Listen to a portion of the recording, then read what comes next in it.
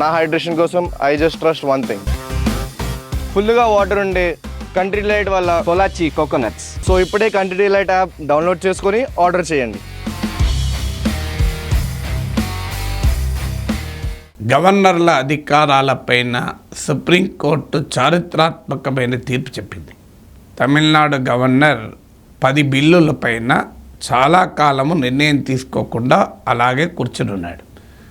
తర్వాత పంజాబ్ కేసులో సుప్రీంకోర్టు ఇలా గవర్నర్లు ఇష్టం వచ్చినంత సమయం తీసుకొని బిల్లులపైన ఏ నిర్ణయం తీసుకోకుండా ఉండకూడదు అని తీర్పు ఎప్పుడైతే వచ్చిందో ఆగమేఘాలపైన ఆ బిల్లుల్ని రాష్ట్రపతికి పంపించారు.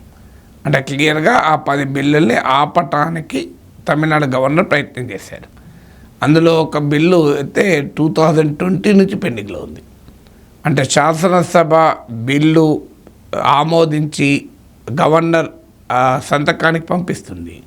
రాజ్యాంగ రీత్యా గవర్నర్ దానిపైన రొటీన్గా సంతకం చేసి పంపాలి. కానీ అలా కాకుండా తాను నిర్ణయం తీసుకోకుండా ఉండిపోతాడు. ఎందుకంటే రాజ్యాంగంలోని ఆర్టికల్ 200లో నిర్ణయం తీసుకోవటానికి ఇంత సమయం అనే లిమిట్ లేదు. యాజ్ సూన్ యాజ్ పాసిబుల్ ఉంది. షెల్ అంటే తప్పనిసరిగా నిర్ణయం తీసుకోవాలి, ఇనాక్షన్కి అవకాశమే లేదు. కానీ ఇక్కడ ఇనాక్షన్ ఏ చర్య తీసుకోకుండా ఉంటాడు. యాజ్ సూన్ యాజ్ పాసిబుల్, వీలైనంత త్వరగా అనుంది. వీలైనంత త్వరగా అంటే టైం ఏం లేదు కదా, 5 ఏళ్ళైనా 6 ఏళ్ళైనా నాకు వీలైనంత త్వరగా అని తమిళనాడు గవర్నర్ తమిళనాడు రాష్ట్ర శాసనసభ ఆమోదించినటువంటి బిల్లులపైన ఇలా నిరవధికంగా నిర్ణయం తీసుకోకుండా ఉన్నాడు. పంజాబ్ కేసులో సుప్రీంకోర్టు ఇలా గవర్నర్కి అలా చేయకూడదని తీర్పు రావడంతోనే దాన్ని రాష్ట్రపతి పరిశీలనకు పంపించాడు. దీనిపైన సుప్రీంకోర్టు హిస్టారిక్ జడ్జిమెంట్ ఇచ్చింది. ఆర్టికల్ 142 ఆఫ్ ద కాన్స్టిట్యూషన్ ఉపయోగించి జడ్జిమెంట్ ఇచ్చింది. ఆర్టికల్ 142 ఆఫ్ ద కాన్స్టిట్యూషన్ చాలా యునీక్ ప్రొవిజన్, చాలా కీలకమైన ప్రొవిజన్. ఏంటంటే సుప్రీంకోర్టు ఒక కేసులో సంపూర్ణ న్యాయం చేసేందుకు ఏ రకమైన డిగ్రీ ఆదేశాన్నైనా ఇచ్చేటువంటి అధికారాన్ని కలిగి ఉంటుందని ఎదకనే చెప్తుంది. ఇది ఎక్స్ట్రాడినరీ సిచ్యువేషన్, ఒక అనూహ్యమైన పరిస్థితుల్లో ఇక అనివార్యము తాను చట్టం ఆలోచించి బియాండ్ ద లా ఆలోచించి కూడా నేను జస్టిస్ చేయాలి అని అనుకొని సుప్రీంకోర్టు ఆదేశాలు ఇవ్వడం. అలాంటి ఎమర్జెన్సీ ప్రొవిజన్ ఉపయోగించి సుప్రీంకోర్టు గవర్నర్ చర్యను తప్పుపడుతూ గవర్నర్ చర్య తీసుకోవటానికి కాల పరిమితిని కూడా విధించింది. ఇంతవరకు గవర్నర్లు, స్పీకర్లు యాజ్ సూన్ యాజ్ పాసిబుల్, ఇప్పుడు స్పీకర్ డిఫెక్షన్లపై కూడా ఇదే problem. As soon as possible అని రాజ్యాంగంలో ఉంది కనుక నా ఇష్టం వచ్చినంత సమయం తీసుకుంటాము. ఇప్పుడు బీఆర్ఎస్ ఎమ్మెల్యేల డిఫెక్షన్ కేసు కూడా ఇది వర్తిస్తుంది రేపు. సో అక్కడ కూడా as soon as possible speaker నిర్ణయం తీసుకోకుండా అలాగే ఉంటాడు. స్పీకర్ నిర్ణయం తీసుకునేంత వరకు కోర్టులు దాంట్లో జోక్యం చేసుకోరాదు. ఇక్కడ కూడా అదే పంచాయతీ, గవర్నర్ నిర్ణయం తీసుకోకుండా అలాగే ఉంటారు. సో దీన్ని సుప్రీంకోర్టు తప్పుపడుతూ ఆ 10 బిల్లు ఆ గవర్నర్ సంతకం చేసినట్లుగానే భావించాలని ఆదేశాలు ఇచ్చింది. రాష్ట్రపతికి పరిశీలనకు పంపడం కూడా రాజ్యాంగ విరుద్ధమని చెబుతూ ఆ బిల్లులపైన రాష్ట్రపతి తీసుకున్న ఏ నిర్ణయాలు కూడా చెల్లవని ప్రకటించింది. క్లియర్గా 10 బిల్లులు ఆటోమేటిక్గా గవర్నర్ ఆమోదం పొందినట్లే అని ప్రకటించింది. ఇంత తీవ్రమైన ఒక రకంగా గవర్నర్కు చెంపదెబ్బ లాంటిది. గవర్నర్కి ఏమాత్రం హుందాతనం ఉన్నా, రాజ్యాంగం పైన గౌరవం ఉన్నా తక్షణం పదవికి రాజీనామా చేసి వెళ్ళిపోవాలి. ఎందుకంటే గవర్నర్ సిగ్గుపడేటువంటి విషయం ఇది. ఎందుకంటే రాజ్యాంగంని భ్రష్టు పట్టిస్తుంటే గవర్నర్లు, సుప్రీంకోర్టు దేశ రాజ్యాంగ పరిరక్షణకు నడుం బిగించిన గొప్ప సందర్భం ఇది. మన తెలంగాణలో కూడా చూస్తాం, తమిళసై సౌందరరాజన్ ఇలాగే బిల్లుల్ని పట్టుకుని కూర్చున్నది. పంజాబ్ కేసు వచ్చాక ఆగమేఘాల మీద నిర్ణయం తీసుకున్నది. ఇప్పుడు సరిగ్గా తమిళనాడు గవర్నర్ ఇంకా అంతకన్నా దారుణంగా నిర్ణయం తీసుకోడు. ఏళ్ల తరబడి లాస్ట్కు పంజాబ్ కేసులో సుప్రీంకోర్టు నిర్ణయం తీసుకోవాల్సిందే గవర్నర్ అనడంతోనే బట్టి అర్జెంటుగా రాష్ట్రపతి పరిశీలనకు పంపాడు. అందుకే గవర్నర్ చర్య బోనఫైడ్ చర్య కాదు, న్యాయమైన చర్య కాదు, సదుద్దేశంతో చేసింది కాదు అని సుప్రీంకోర్టు భావించి సుప్రీంకోర్టు కీలకమైన రూల్స్ చెప్పింది. ఒకటి, గవర్నర్కు విచక్షణ అధికారాలు ఉండవు అని చెప్పింది. మీకు 1935 గవర్నమెంట్ ఆఫ్ ఇండియా యాక్ట్లో in his or her discretion అని ఉండే, అంటే తన విచక్షణ అధికారాలు ఉపయోగించుకొని నిర్ణయం తీసుకోవాలని ఉండే. ఆర్టికల్ 200 ఆఫ్ ద కాన్స్టిట్యూషన్ రూపంలో వచ్చినప్పుడు ఆ డిస్క్రిషన్ అన్న పదాన్ని తొలగించిన విషయాన్ని కూడా సుప్రీంకోర్టు గుర్తు చేసింది. ఎందుకు తొలగించింది అంటే విచక్షణ అధికారాలు ఉండవు అని.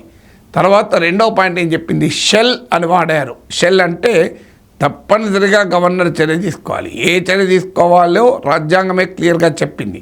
ఆర్టికల్ 200లో ఏమన్నారంటే 3 ఆప్షన్స్ గవర్నర్కి ఇచ్చింది. అంటే శాసనసభ ఒక బిల్లును ఆమోదించి పంపితే 3 రకాల చర్యల్లో ఏదో ఒక చర్య గవర్నర్ తీసుకోవాలి. ఒకటి, ఆ బిల్లును ఆమోదించాలి. 2, ఆ బిల్లును తిరస్కరించాలి. తిరస్కరించి శాసనసభకు మళ్ళీ పంపించాలి. 3, కాదంటే రాష్ట్రపతి పరిశీలనకు నివేదించాలి. ఈ 3లో ఏదో ఒకటి చెయ్యాలి తప్ప నేను ఏది నేను దానిపైన నిర్ణయమే తీసుకోకుండా ఉంటాను అనే అధికారం గవర్నర్లకు లేదు అని సుప్రీంకోర్టు స్పష్టంగా చేసింది. ఇనాక్షన్కి అవకాశమే లేదు. ఎందుకంటే రాజ్యాంగంలో వాడిన పదం ఆర్టికల్ 200లో షెల్ అని వాడారు కనుక తప్పనిసరిగా నిర్ణయం తీసుకోవాల్సిందే. ఇక థర్డ్ పాయింట్ ఏంటంటే యాజ్ సూన్ యాజ్ పాసిబుల్ నిర్ణయం తీసుకోవాలని ఉంది కదా.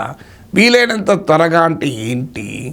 దానికి అర్థం పొలిటికల్లీ ఎక్స్పీడియంట్. అంటే బిల్లు తమిళనాడు అసెంబ్లీ ఒక రాష్ట్ర అసెంబ్లీ బిల్లు ఆమోదిస్తే దానిపైన వీలైనంత త్వరగా అంటే అర్థం ఇష్టం వచ్చినట్టు కాదు, కొంత హేతుబద్ధమైన సమయం ఉండాలి. ఆ సమయంలోగా నిర్ణయం తీసుకోవాలి. ఇక్కడ గవర్నర్లు తీసుకుంటలేరు కనుక సుప్రీంకోర్టే టైం లిమిట్ కూడా చెప్పింది.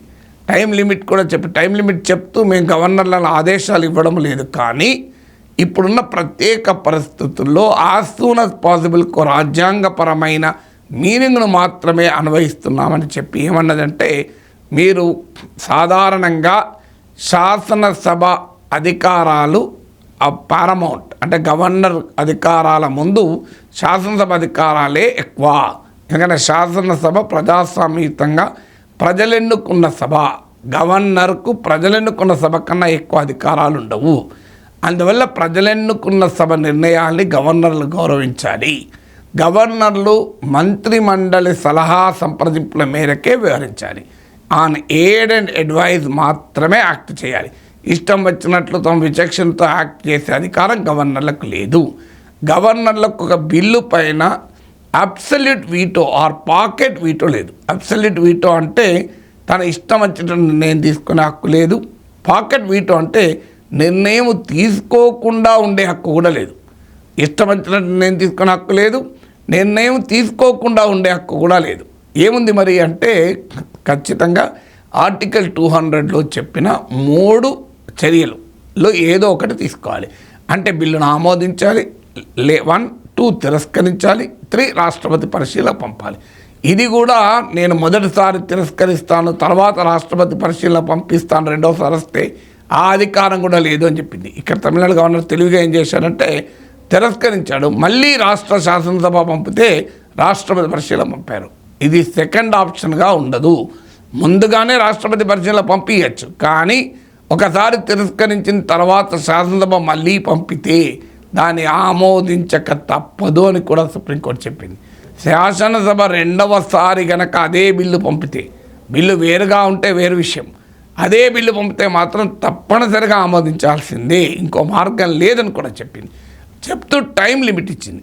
ఉదాహరణకు ఒక బిల్లు గవర్నర్ దగ్గరికి వస్తాడు, గవర్నర్ దాన్ని తిరస్కరిస్తే తప్పనిసరిగా శాసనసభకు పంపాలి. ఇక తమిళనాడు గవర్నర్ చేసిన పని ఏంటంటే శాసనసభకు తిరిగి పంపబోయే వరకు దాన్ని సెకండ్ టైం మళ్ళీ పంపించే అవకాశం శాసనసభకు లేకుండా చేసి ఆ బిల్లు పైన అలాగే కూర్చున్నాడు. సుప్రీంకోర్టు ఏమంటే ఆ అధికారం గవర్నర్కి లేదు, తిరస్కరిస్తే అది ఆటోమేటిక్గా అసెంబ్లీకి పోవాల్సిందే. అసెంబ్లీ కనుక మళ్ళీ ఆమోదిస్తే గవర్నర్కు మరో ఆప్షన్ లేదు, సంతకం పెట్టాల్సిందే అని చెప్పింది. అందువల్ల తన దగ్గరికి బిల్లు వచ్చినప్పుడు తిరస్కరించాలనే నిర్ణయం, అంటే మంత్రిమండలి సలహాకు భిన్నంగా తను తిరస్కరించదలుచుకుంటే 3 నెలల్లో తన నిర్ణయం తీసుకోవాలి. తిరస్కరించిన తర్వాత ఆటోమేటిక్గా అసెంబ్లీకి పోవాలి. అసెంబ్లీ మళ్ళీ ఆమోదించి పంపితే తప్పనిసరిగా సంతకం పెట్టాల్సిందే, అది కూడా నెల రోజుల్లో సంతకం పెట్టాల్సిందే అని క్లియర్గా సుప్రీంకోర్టు చెప్పింది. మొదటిసారి 3 నెలల టైం ఉంటుంది తిరస్కరించాలంటే, తిరస్కరించాక అసెంబ్లీ మళ్ళీ పంపితే నెల రోజుల్లో ఆమోదించాలి. అక్కడ ఇంకో ఆప్షన్ లేదు, కంపల్సరీ 1 మంత్లోగా ఆమోదించాలి. అలాగే ఒకవేళ రాష్ట్రపతి పరిశీలనకు పంపాలనుకున్నా మంత్రిమండలి సలహాకు భిన్నంగా అది కూడా 3 నెలల్లో నిర్ణయం తీసుకోవాలి. అంటే మొదటిసారి వచ్చినప్పుడు 3 నెలలు, రెండోసారి వచ్చినప్పుడు నెల రోజుల్లో నిర్ణయం తీసుకోవాల్సిందే. ఒకవేళ ఈ టైం లిమిట్ కనుక గవర్నర్ ఫాలో కాకపోతే న్యాయ సమీక్షకు అవకాశం ఉంటుంది. అంటే ఈ టైం లిమిట్ను గవర్నర్ పాటించకపోతే ఖచ్చితంగా కోర్టులు ఇన్వాల్వ్ అవుతాయి అంటూ ఆర్టికల్ 142 ప్రకారం రాజ్యాంగ సుప్రీంకోర్టుకి ఇచ్చిన ప్రత్యేకమైన అధికారాలను ఉపయోగిస్తూ తీర్పు చెప్పింది. ఎందుకంటే గవర్నర్లు రాజ్యాంగ రీత్యా ప్రమాణం చేసిన వాళ్ళు, రాజ్యాంగానికి లోబడి మాత్రమే వాళ్ళు పనిచేయాలి అని సుప్రీంకోర్టు స్పష్టంగా చెప్పింది. అంటే తమిళనాడు గవర్నర్ రాజ్యాంగానికి భిన్నంగా పనిచేస్తారని పరోక్షంగా అక్షంతలు వేసింది. గవర్నర్ పదవి ఒక గొప్ప హుందాతనం ఉన్న పదవి కనుక డైరెక్ట్గా అక్షంతలు వేయలేదు, కానీ ఇండైరెక్ట్గా వేసింది. ఇంకో మాట కూడా చెప్పింది, రాజ్యాంగం ప్రకారం governor friend, philosopher and guide to the ministry. అంటే మంత్రివర్గానికి ఒక స్నేహితుడుగా, ఒక హితుడుగా, ఒక సలహాదారుడుగా, ఒక మార్గదర్శిగా ఉండాలి తప్ప రాజకీయ కారణాలతో రాష్ట్ర ప్రభుత్వాన్ని పనిచేయకుండా అడ్డంకులు సృష్టించేవారుగా గవర్నర్ ఉండకూడదు. గవర్నర్ ప్రభుత్వ చర్యలకు దోహదము చేసి ప్రోత్సహించే క్యాటలిస్ట్ లాగా ఉండాలి, కానీ అబ్స్ట్రాక్ట్ లాగా ఉండకూడదు. ఒకవేళ గవర్నర్కు మంత్రిమండలి అభిప్రాయాల మధ్య ఘర్షణ వస్తే గవర్నర్ వివేకాన్ని చూపాలి. వివేకాన్ని చూపి సమస్య పరిష్కారానికి సహకరించాలి అని కూడా సుప్రీంకోర్టు చెప్పింది. అల్టిమేట్గా అధికారం అనేది ప్రజలు ఎన్నుకున్న శాసనసభకు, ఆ శాసనసభ ద్వారా ఏర్పాటైన ప్రభుత్వానికే ఉంటుంది తప్ప గవర్నర్లకు ఉండదు. గవర్నర్లకు విచక్షణాధికారాలు ఉండవు అని సుప్రీంకోర్టు ఈరోజు చారిత్రాత్మక తీర్పు చెప్పింది. బహుశా ఇదే తీర్పు కనుక స్పీకర్ విషయంలో ఫిరాయింపు నిరోధక చట్టం కింద నిర్ణయం తీసుకోకుండా స్పీకర్లు ఉండడానికి కూడా వర్తిస్తే తెలంగాణ రాజకీయాల్లో ఇది పెను ప్రకంపనలు కూడా సృష్టిస్తుంది. ఆ అంశంపై నేను సెపరేట్గా మాట్లాడతాను. తెలంగాణ ఎమ్మెల్యే డిఫెక్షన్స్ కేసుకు పై కూడా ఇది ఎందుకు ప్రభావం చూపుతుంది, ఎందుకంటే ఆ కేసులో కూడా సుప్రీంకోర్టు ఆర్టికల్ 142ను ప్రస్తావించింది. Article as soon as possible అంటే మీ ఇష్టం వచ్చినంత సమయం తీసుకోవచ్చా, శాసనసభ ముగిసేంత వరకు కూడా సమయం తీసుకోవచ్చా అని కూడా పేర్కొంది. అందువల్ల డెఫినెట్గా గవర్నర్లైనా స్పీకర్లైనా రాజ్యాంగం చేత వారికి వచ్చిన అధికారాల్ని రాజ్యాంగబద్ధంగానే ఉపయోగించాలి తప్ప నా ఇష్టారాజ్యంగా ఉపయోగిస్తానంటే రాజ్యాంగాన్ని కాపాడే కోర్టులు ప్రేక్షక పాత్ర వహించవని మరోసారి సుప్రీంకోర్టు ఈ గొప్ప తీర్పు ద్వారా ప్రజలకు చెప్పింది, ప్రజాస్వామిక వ్యవస్థలకు కూడా చెప్పింది.